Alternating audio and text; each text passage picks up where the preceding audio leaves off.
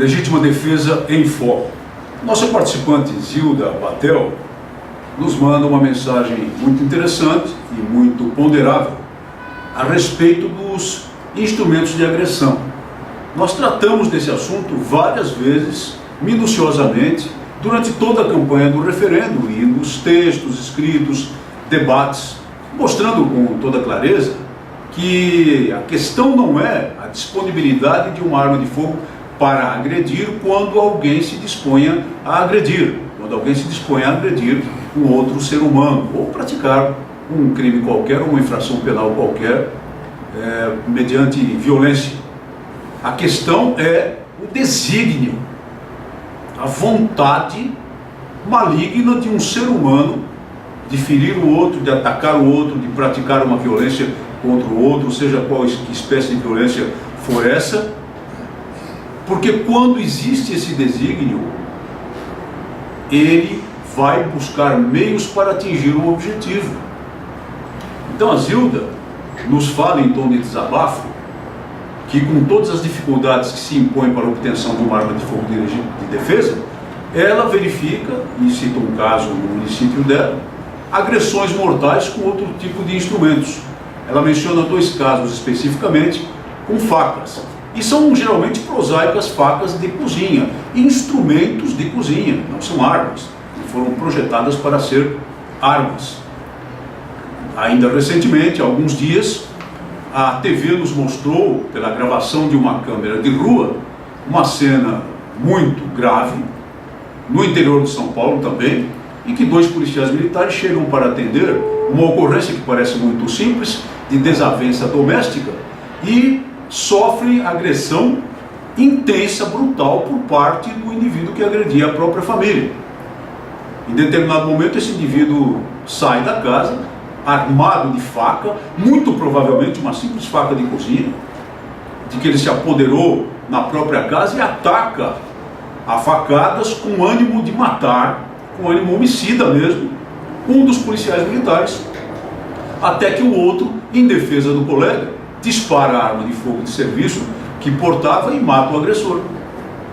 Aliás, no meu modo de entender, esse segundo policial militar demorou até a disparar a sua arma de fogo, porque o colega estava em grave risco de vida e já havia sido ferido por mais de um golpe de faca quando ele efetuou o primeiro disparo.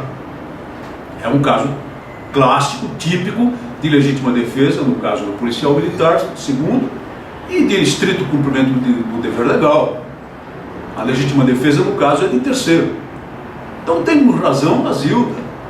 E nós mencionamos também, recentemente, um estudo da própria Comissão Indigenista Missionária, que costuma ter uma inclinação pelo desarmamento da população civil, mostrando a questão da matança de indígenas.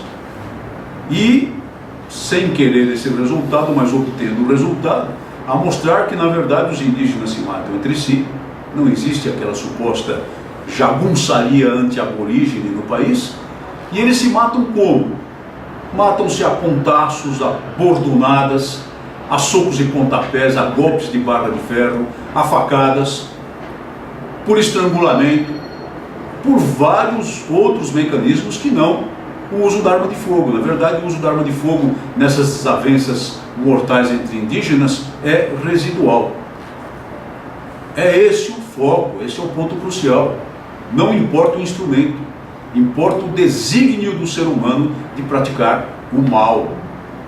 E, portanto, a arma de fogo não pode ser responsabilizada. O responsável por uma agressão, o responsável por uma violência ilegal, o responsável por uma violência fatal, não é o instrumento, é o ser humano que perpetra o ato. Ou, para usar uma frase de força que usamos também durante a campanha, as armas não matam pessoa alguma.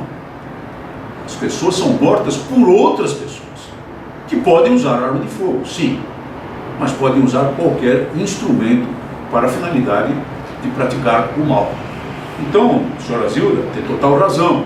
A sua indignação é a nossa indignação, mas não pense que isso demove os nossos governantes, não. Eles continuam com o propósito de desarmar a população e continuam tentando impedir a votação de leis que reformem o Estatuto do Desarmamento, uma lei draconiana. E nós temos de continuar com a nossa pressão em prol do direito à legítima defesa, que foi reconhecido soberanamente pela população brasileira no referendo de 2005. Não podemos esmorecer. Lembrando sempre ao final o ensinamento do Papa João Paulo II, de que no mundo tomado pela violência existe o direito à legítima defesa por armas de fogo. Muito obrigado por sua atenção e até o nosso próximo programa.